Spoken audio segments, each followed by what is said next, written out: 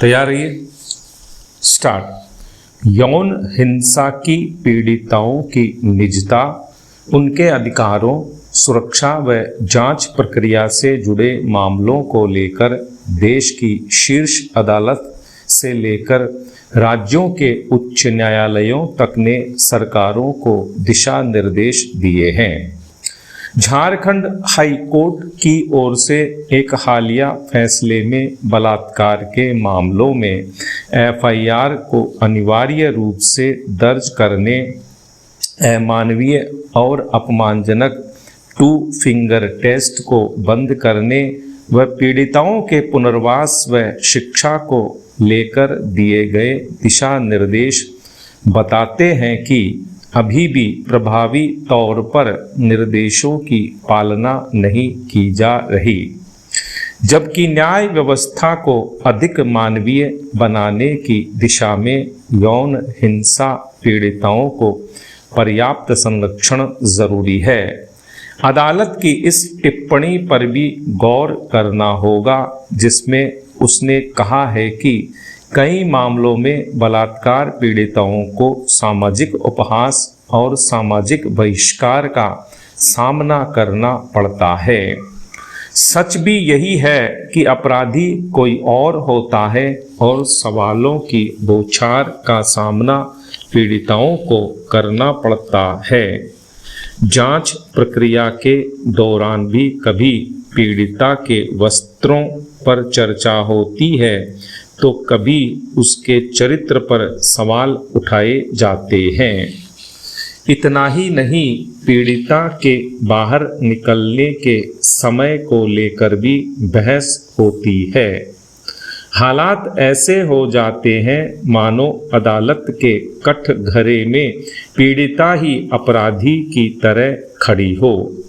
Jharkhand high court ने यौन हिंसा की पीड़िताओं के अधिकारों, सुरक्षा, न्याय और पुनर्वास से जुड़ी जनहित याचिका पर राज्य सरकार, पुलिस विभाग और संबंधित एजेंसियों को साफ कहा है कि किसी भी संज्ञेय अपराध, विशेषकर यौन हिंसा और पोक्सो के मामलों में क्षेत्राधिकार का हवाला देकर एफआईआर दर्ज करने से इनकार नहीं किया जा सकता। जीरो एफआईआर दर्ज करना पुलिस की जिम्मेदारी है। एफआईआर दर्ज नहीं करना कानून के उल्लंघन के समान है। बलात्कार पीड़िताओं के सरकारी व निजी अस्पतालों में अपमानजनक टू फिंगर टेस्ट को पूरी तरह से बंद करने के निर्देश देते हुए अदालत ने यह भी कहा है कि इसका उल्लंघन पेशेवर कदाचार माना जाएगा। जाहिर है, जांच के अमानवीय तरीकों का वैज्ञानिक आधार न होने के बावजूद लंबे समय तक जारी रहना तंत्र की संवेदनहीनता का परिचायक है। बलात्कार के कई मामलों में पीड़िताएं पुलिस थानों और मेडिकल जांच के लिए भी अस्पतालों का रुख इसी डर से नहीं कर पाती कि कहीं पुलिस की जांच प्रक्रिया ही उनके लिए नई यातना का कारण न बन जाए। आवश्यकता केवल कानूनी सख्ती की ही नहीं, समूची मानसिकता में बदलाव की भी है। स्कूलों और कॉलेजों में लैंगिक संवेदनशीलता को पाठ्यक्रम का हिस्सा बनाया जाना चाहिए ताकि पीड़िताओं के प्रति सहानुभूति का पक्ष अधिक मजबूत हो सके। बलात्कार पीड़िता की सबसे बड़ी त्रासदी उसके प्रति समाज के सवाल उठाते व्यवहार की है।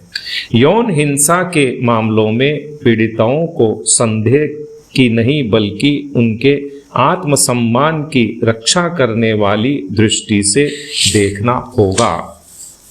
सत्ता में आने के बाद राजनीतिक दलों के चुनावी वादे पूरे नहीं हों तो प्रभावित पक्ष खुद को ठगा सा महसूस करता है। राजस्थान में 2.5 बरस पहले भारतीय जनता पार्टी ने अपने चुनाव घोषणा पत्र, जिसे संकल्प पत्र का नाम दिया गया था, उसमें सरकारी कर्मचारियों से किए वादे का जो हश्र हुआ वह भी इसकी वानगी है।